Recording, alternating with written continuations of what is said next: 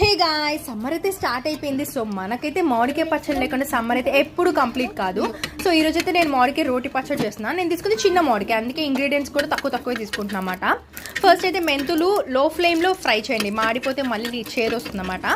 And దాని తర్వాత మినపప్పు అండ్ ఆల్సో ఆవాలు, అవి ఫ్రై అయిన తర్వాత 8 to 10 ఎండుమిర్చి కూడా ఫ్రై చేసి ఇవన్నీ కలిపి కొంచెం సాల్ట్ వేసి గ్రైండ్ అయితే చేసుకోండి. కొంతమంది కారం యూస్ చేస్తారు, బట్ నేనైతే ఎండుమిర్చి ప్రిఫర్ చేస్తున్నాను ఈ చట్నీకి అయితే.